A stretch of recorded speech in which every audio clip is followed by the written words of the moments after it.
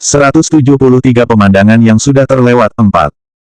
Ada seseorang yang datang berkunjung. Tentu saja keluarga Su menyambutnya dengan senyuman, ternyata anggota keluarga Lin. Selamat datang. Kemudian, Su Zongsu melihat lagi ke arah Leng Xicheng dan bertanya, "Si Cheng, kamu tadi keluar untuk menyambut Tuan Lin ini?" Karena Leng Xicheng tidak melihat Gu Qingqing, ia bahkan terlalu malas untuk menanggapinya. Lin Zui malah tersenyum dengan lembut dan berbaik hati menjawab, "Tadi sepupu melihat saya dan pasangan wanita saya datang, jadi dia datang secara khusus untuk menyambut." Inti perkataan Lin Zui adalah tentang pasangan wanita yang datang bersamanya. Tetapi, selain Lin Zui dan Leng Xicheng, orang lain berpikir bahwa apa yang dikatakan adalah Leng Xicheng melihatnya datang sehingga secara khusus menyambutnya. Apakah itu artinya Leng Xicheng sangat menghargai keluarga Lin? Meskipun keluarga Lin telah jatuh, tetap saja keluarga ini pernah menguasai Yancheng. Leng Xicheng memang harus menghargainya. Su Zongsu tersenyum dan berkata, "Sudah waktunya memotong kue dan menuangkan sampahnya. Si Cheng, Zui, jangan berdiri di sini saja. Mari masuk untuk makan kue dan minum sampahnya." Lin Zui tersenyum dan menjawab, "Baiklah. Kalau begitu, saya akan merepotkan Anda dan turut berbahagia. Tolong berkati saya tahun ini agar dapat menemukan pasangan yang baik juga." Setelah Su Zongsu menyelesaikan kata-katanya, ia masih melihat Leng Xicheng. Namun, Leng Xicheng tidak ada waktu untuk berbicara dengan mereka. Leng Xicheng sedikit mengernyit. Ia ingin keluar untuk mencari Gu Qingqing. Meskipun ia tidak yakin jika pasangan wanita yang dikatakan Lin Zui benar Gu Qingqing atau bukan, ia merasa bahwa tidak mungkin dirinya salah melihat. Saat Leng Xicheng baru saja melangkahkan kakinya keluar, lengannya segera dipeluk oleh Su Zijin. "Kakak Xicheng, mari kita pergi memotong kue." Ibu Su Zijin, Li Hongrui juga datang menghampiri mereka dan menambahkan, "Iya, Xicheng. Kami juga masih ingin mengundangmu untuk minum segelas anggur." Orang yang mengelilinginya semakin banyak. Leng Xicheng sekilas melihat koridor, namun di sana benar-benar kosong dan tidak ada orang. Saat Leng Xicheng diseret oleh Su Zijin, ia berbalik dan memberikan sebuah kode kepada Sekretaris Cheng. Sekretaris Cheng langsung mengerti. Ia segera berjalan keluar ke arah koridor dan berbelok ke kiri. Namun, ia tidak melihat ada orang. Saat ia melihat ke kanan, tidak ada orang juga. Sekretaris Cheng kemudian berjalan melewati tikungan, namun masih tidak ada orang. Hanya ada sebuah gantungan tanda toilet.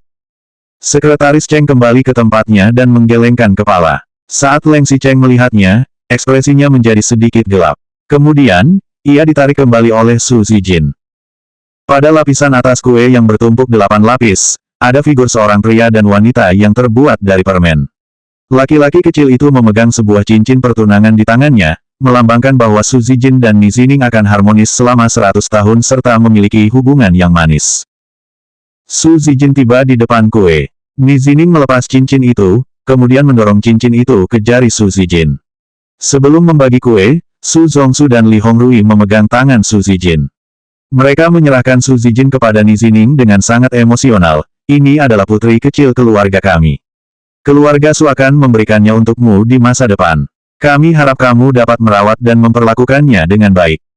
Tidak ada banyak kegembiraan di wajah Ni Zining. Saat Su Zijin meletakkan tangannya di telapak tangan Ni Zining, pria itu hanya menegang sedikit sebelum kemudian mengangguk, "Aku pasti akan memperlakukannya dengan baik." Su Zijin melihat Ni Zining mengangguk, lalu wajahnya tiba-tiba menjadi manis. Su Zijin ingin mencari Leng Xicheng untuk memotong kue. Namun, saat ia berbalik, ia melihat bahwa ekspresi Leng Xicheng agak rumit. Leng Xicheng mengerutkan kening dengan penderitaan dan kebencian, seakan sedang berusaha keras memikirkan sesuatu. Su Zijin mengayun lengan Leng Xicheng dengan gembira, "Kakak Xicheng, kita akan segera potong kue." Leng Xicheng mengangguk. Ia memegang pisau kue di tangannya, lalu menggerakkan pisau itu ke kiri dan ke kanan di udara. Leng Xicheng memotong kata, "harmonis sampai 100 tahun, yang tertulis indah di atas kue dengan selai stroberi." Namun, potongannya tidak rapi. Leng Xicheng langsung menyipitkan matanya. "Maaf, aku salah memotong. Aku akan memotongnya lagi." Leng Xicheng memotong kue itu sekali lagi. Namun, tulisan Su Zijin juga dipotong dengan kacau olehnya. Tersisa tulisan Ni Zining yang kesepian di bagian samping. 174 pemandangan yang sudah terlewat 5. Di depan tatapan orang-orang di sekelilingnya yang penuh penghinaan, Leng Xicheng mengambil orang-orangan kecil yang terbuat dari permen di atas kue tanpa rasa bersalah. Ia hanya mengambil bagian laki-laki, lalu memasukkannya ke mulutnya. Terdengar suara keras permen yang dikunyah, seolah-olah Leng Xicheng ingin memakan Nizining. Kerak! Leng Xicheng mengunyah sambil berkomentar, rasanya enak. Ketika mereka menuangkan sampahnya, tidak ada yang mengundang Leng Xicheng untuk membuka botol anggur pertama.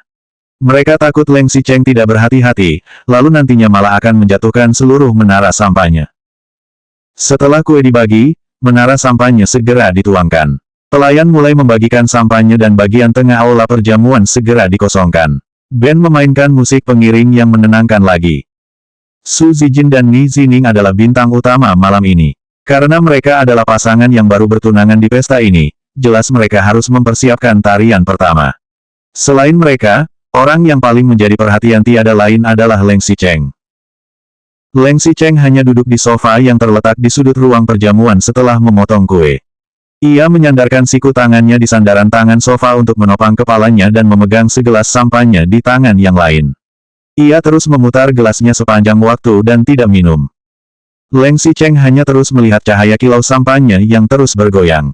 Entah apa yang sedang dipikirkannya. Banyak wanita yang melihat Leng Xicheng sendirian. Mereka jelas ingin menghampiri Leng Xicheng dan mencari tahu lebih jauh soal pria itu. Semua orang telah mendengar kata-kata yang dikatakan Leng Xicheng tadi. Namun, para wanita itu tidak percaya bahwa Leng Xicheng akan kembali menjadi baik dan balik mencintai istrinya yang miskin itu. Bagaimanapun, dalam acara formal seperti ini, Leng Xicheng masih harus menjaga reputasi Nyonya Leng. Kemungkinan besar, Leng Xicheng sudah tidak menyukai pasangan wanitanya saat ini, Chen Wenji. Jika Leng Xicheng tidak menyukai Chen Wenji lagi, tentu saja ini adalah kesempatan untuk para wanita itu. Mereka mengerti bahwa mereka mungkin tidak bisa menjadi Nyonya Leng seumur hidup, tetapi memangnya mengapa?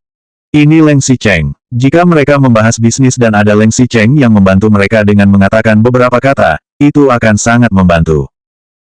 Ada satu wanita cantik yang akhirnya memberanikan diri. Ia mengangkat gelas anggur mereka, berjalan maju, dan berkata, "Tuan Leng, bolehkah saya memiliki kehormatan untuk minum dan berdansa dengan Anda?" Wanita cantik itu mengangkat gelas anggurnya dan maju ke depan sambil menyunggingkan senyuman yang percaya diri, lembut, dan murah hati. Ia terus mengangkat gelasnya dan menahan tangannya di udara. Setelah 1 menit, bahkan 2 menit berlalu, Leng Xicheng juga tidak mengangkat matanya sedikitpun untuk melihat wanita itu barang sedetik pun. Senyuman wanita itu perlahan membeku di udara saat melihat Leng Xicheng mengabaikannya. Ia tidak menarik kembali tangannya yang terangkat dan hanya bisa terus mengangkat gelasnya. Setelah 1 menit atau 2 menit lagi berlalu, Leng Xicheng tiba-tiba mengangkat kepalanya. Muncul cahaya yang bersinar terang, seolah-olah ada sesuatu yang melintas di matanya. Wanita itu masih berpikir bahwa selama ia bertekad kuat, pada akhirnya ia akan bisa menyelesaikan semua masalah. Wajahnya terlihat semakin malu, namun ia mengangkat tangannya ke depan lagi dan berkata dengan begitu menggoda, "Tuan Leng, Anda." Sebelum wanita itu menyelesaikan kata-katanya, Leng Xicheng tiba-tiba berdiri. Wanita itu tidak sempat mengelak hingga tangannya yang memegang gelas anggur ditabrak oleh Leng Xicheng. Tak ayal, semua anggur tumpah ke tubuh wanita itu. Padahal, ada banyak orang di sekitar Leng Xicheng. Leng Xicheng langsung berjalan ke arah sekretaris Cheng tanpa berkedip. Ia menarik sekretaris Cheng, lalu memberikan perintah dengan suara pelan, "Segera telepon sekarang." Hah! Sekretaris Cheng melihat ekspresi Leng Xicheng yang begitu serius. Ia pun mengira bahwa yang dimaksud adalah rekan kerja yang sangat penting, menelepon siapa. Leng Xicheng memutar bola matanya dengan jengah. Lalu, ia menatap sekretaris Cheng dengan galak. Sekretaris Cheng langsung menyadarinya dan bertanya dengan pelan, "Villa Xishan." Leng Xicheng melirik ke samping dan melihat ada banyak orang yang di sekitarnya. Ia pun berkata, "Ada terlalu banyak orang di sini. Pergilah menelepon di toilet." Gu Qingqing baru saja ingin keluar dari toilet. Saat ia baru saja berjalan keluar pintu, ia langsung melihat sekelebat pakaian Leng Xicheng. Ia sontak merasa ketakutan dan segera bersembunyi lagi di dalam toilet wanita. Selanjutnya bab 175 pemandangan yang sudah terlewat 6.